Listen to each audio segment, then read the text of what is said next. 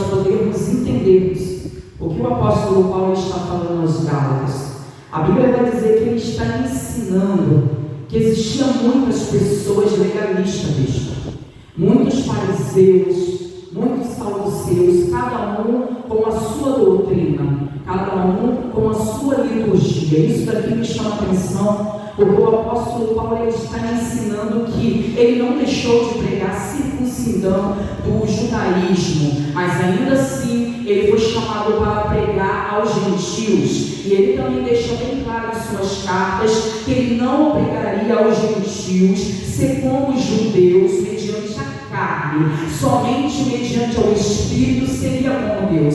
A circuncisão do apóstolo Paulo não é através da carne, é através da palavra que manifestaria no Espírito, na alma de um ser. Pode se sentar, irmãos, em nome de Jesus. O apóstolo Paulo ele está trazendo algo relevante para as nossas vidas, porque a Bíblia vai dizer: firmemos, portanto, na liberdade que Cristo nos libertou. Jesus Cristo nos libertou da legalidade. O que é legalismo? Legalismo é aquele que você trazemos como uma justiça que não existe. Muitas pessoas acham que o legalismo que Paulo está falando é o estudo da palavra. Quantas pessoas dizem: eu não vou me aprofundar, eu não vou estudar muito porque a letra mata. Paulo não estava dizendo do estudo das Sagradas Escrituras, nem de uma leitura. Paulo estava dizendo da legalidade que cada um usava. Observe que a lei antigamente era: todo aquele que pregasse Jesus depois que Cristo foi morto,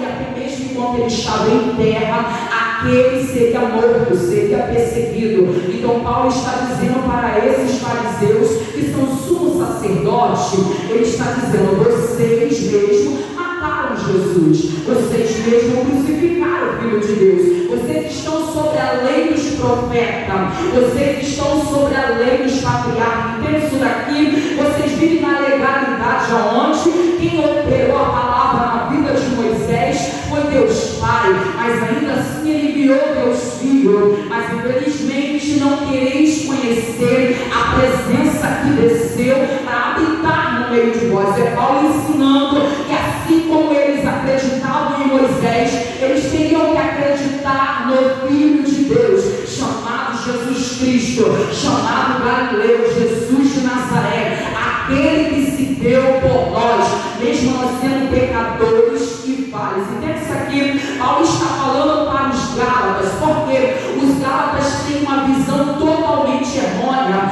Eles estão vivendo um evangelho mentiroso, eles estão vivendo um evangelho pregado de qualquer maneira. Então Paulo está dizendo para eles: não adianta se circuncidar para virar judeu, porque nem a circuncisão, nem a incircuncisão, ou seja, independente se você se torna judeu ou não, nada disso vai entrar no céu.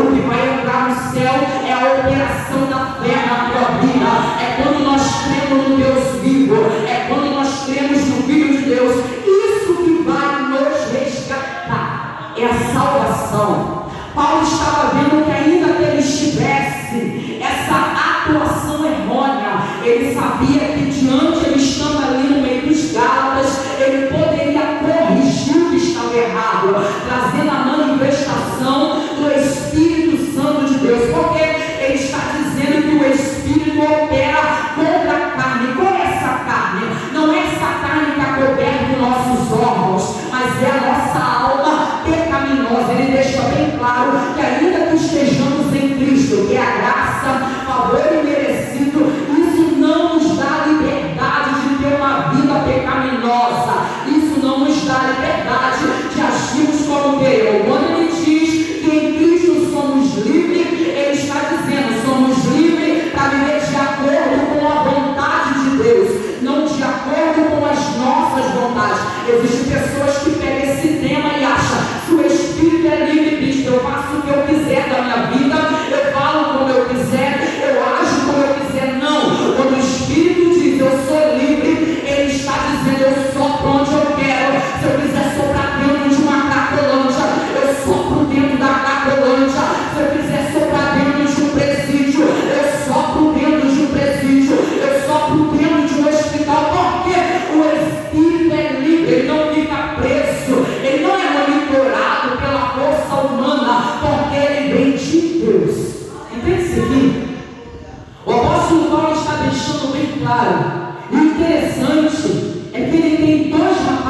com ele. Um chamado Tito e o outro chamado Timóteo. Timóteo não é judeu. Paulo vai circuncidar Timóteo na carne, para poder dar instruções aos judeus, porque era necessário. Mas ainda assim, a circuncisão de Timóteo já existia na fé, porque a alma de Timóteo era voltada para as coisas do céu. Então entende isso daqui? Nós não somos judeus, mas nós somos o novo Israel de Deus. Acho que você ainda não entendeu essa manhã. Você pode não ter nascido em Israel, mas Deus nos escolheu para ser novo Israel de Deus, um Israel lavado, remido pelo sangue do Cordeiro. Alguém que não andou na cidade santa, alguém que não viu os acontecimentos, mas assim como os gentios acreditou só de ouvir que o Filho de Deus se manifestou em carne para nos salvar. Ele se fez pecador no nosso lugar. E quem está dando essa instrução é nada mais, nada menos alguém que tem duas cidadanias. Ele tem dupla cidadania. Paulo é tanto romano quanto judeu. É alguém que entende o que é lei e alguém que agora passou a entender o que é a graça. Então isso aqui é alguém que entende o que é lei e alguém que passou a entender o que é a graça. É o apóstolo Paulo dizendo: na lei nós seríamos mortos, a nossa alma não teria mais lugar, mas pela graça existe um lugar reservado.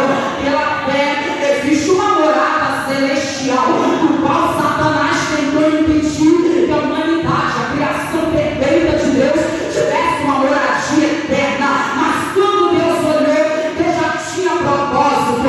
E quando Satanás achou que o propósito era Abraão, que o propósito era Moisés, que o propósito era Jacó, era Isaac, era Josué, Deus já tinha o seu filho preparado, porque desde a eternidade a Trindade estava unida para quê? Para resgatar a humanidade, para resgatar a criação perfeita de Deus. Olha isso aqui, porque Deus não faz nada errado. E o que nós lemos aqui, não submetamos outra vez ao jugo da escravidão. O que está acontecendo? Nós submetamos ao jugo da escravidão. Temos que obedecer a lei? Sim, Jesus Cristo obedeceu. Mas se você obedecer a lei e não viver a graça de Deus, você perde o contato com o Senhor. Entende isso aqui? Existem pessoas que ainda só acreditam somente nos profetas, não acreditam no Salvador de nossas almas. Eles estão negligenciando a salvação. Eles mesmos estão impedindo, porque a salvação é para todos, mas eles mesmos não estão recebendo o sacrifício que Cristo fez por mim e por você. Então Paulo está falando: não se submeta à legalidade, não se submeta a quantas pessoas achando que amuleto vai salvar. Eu vou falar, quantas pessoas achando que existem outros caminhos para a salvação. Não existe outro caminho a não ser Jesus. Conhecereis a verdade vos libertará. E quem é a verdade? A verdade é essa palavra chamada Jesus, que se fez carne no meio do homem. Ele se posicionou, se esvaziou lá no alto, só para descer, habitar no meio de um povo deformado, no meio de um povo cheio de pecado. Mas ele disse: eu morro por esse povo, porque hoje não compreendeis, mas amanhã entenderás. Amanhã de uma semente morta, que é o Filho de Deus, nascerá novos filhos. É o propósito do céu. O propósito do céu não pode ser invalidado em nossas vidas. Então o apóstolo Paulo, ele vem dizendo: o que me chama a atenção é que ele começa a explicar, e quando ele diz um pouco de fermento, leveda toda a massa. Quando ele começa a dizer que ele prega a ressurreição, começa a discussão entre fariseus e entre saduceus, porque uns acreditavam na ressurreição e outros não. Então ele está dizendo: qualquer palavrinha torpe, qualquer palavrinha difícil, vai haver uma discussão. É necessário ter clareza das Sagradas Escrituras para não sermos enganados. É necessário